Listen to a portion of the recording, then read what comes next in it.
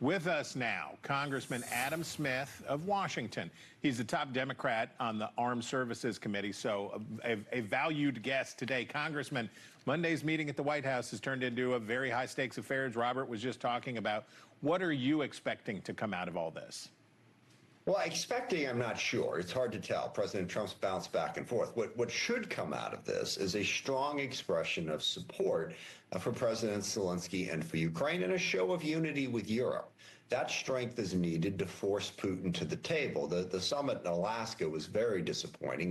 We took the demand for a ceasefire off the table in exchange for nothing, and also the deference that President Trump showed to Putin, never once just stating the basic notion that Ukraine has a right to exist as a sovereign democratic country and that the invasion was illegal, unlawful. And you contrast that with the way President Trump and Vice President Vance treated Zelensky when he was in the West Wing back in February, and it sends the wrong signal if we're trying to force Putin to the table and get it negotiated into this war. Okay, but trading territory for long-term security guarantees from NATO could strike the right balance for Ukraine, right? Sure. What kind of commitment from the West do you need to see to be supportive of this package? What kind of commitment does that represent? Well, first of all, it makes sense for President Trump to be having these discussions. I mean, to talk with Putin, to talk with Zelensky, to ultimately try to get both of them in the room together. I applaud that effort, but you have to understand what Putin wants out of this. Putin wants all of Ukraine. And he's just trying to play President Trump and buy time to get in a better position to do that. That's the calculation of Putin that has to be changed. So what I want to see is security guarantees for Ukraine, that we are not going to agree to Putin's demand from a couple years ago that Ukraine basically disarm and be, quote, neutral at the end of this war. And we have yet to see clarity on that from the Trump administration. We've seen that clarity from the European partners. Now, I do agree that insisting that, the war will not stop until Ukraine retakes all of its territory, and even some have gone further and said, Putin must be forced to step down and try for war crimes.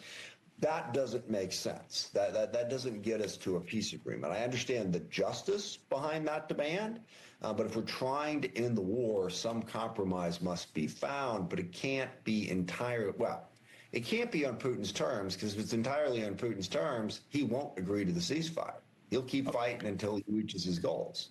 Okay, while we've got you, we got to stay on the overseas stuff for a minute. I got to ask you about Israel. Earlier this month, the Israeli government approved a plan to take control of Gaza City, and Prime Minister Benjamin Netanyahu saying that his intention was, temporarily at least, full control of the Gaza Strip. Catherine Clark, who's the #2 Democrat in the House, used the word genocide to describe what's happening in Gaza. You've advocated a middle ground on this conflict between Israel's right to defend itself and humanitarian concerns. Does this Gaza strategy, though, constitute a breaking point with Israel, or is there some hope that a final push could actually bring this war to a close? It strains the relationship a great deal. What's going on in Gaza is a humanitarian catastrophe. You can get into exactly what you want to call it, but no one can dispute that it is a humanitarian catastrophe for the Palestinian people. And at this point, there is no clear objective in terms of what the war aims are of Netanyahu. I mean, Hamas has hung in there. It is time to end the war. Israel has accomplished a lot of what it set out to accomplish. Certainly, it has weakened Hamas. It has weakened Hezbollah. It has weakened Iran. Israel is not threatened now in the way that they were even 6 months ago or 3 months ago. The war is not, in my view, advancing Israel's interests. It should be ended. Humanitarian aid should be rushed into Gaza. Yes, part of this needs to be return of the hostages, but insisting on a complete surrender by Hamas and a complete destroy will extend this war, and I don't think that is in Israel's best interest. The war should be ended in exchange for the hostages. Okay, here in D.C., there are hundreds of National Guard troops who are heading to Washington as part of the president's use of emergency powers to fight crime in the district. There are reports of masked agents canvassing the streets, making arrests, some pretty graphic video. Some Democrats have pushed back. Hillary Clinton posted, as you listen to an unhinged Trump try to justify deploying the National Guard in D.C., here's the reality. Violent crime in D.C. is at a 30-year low. Now, Congressman, while President Trump definitely struggles with the difference between can and should, Democrats seem to be having a problem with and. Can't it be true that someone believes Donald Trump is overstepping his authority and that crime remains unacceptably high? Yeah, no, you just answered exactly the way I was going to answer.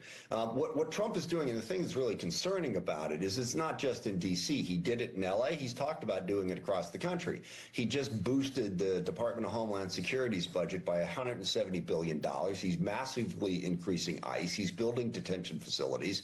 This looks like the heavy hand of the federal government stomping on the individual freedoms and rights of Americans, and we should be troubled by it. And crime is too high. And I think Democrats have a mistake if we act like crime is not a policy problem worth worrying about. It is. Both of my children live in Washington, D.C.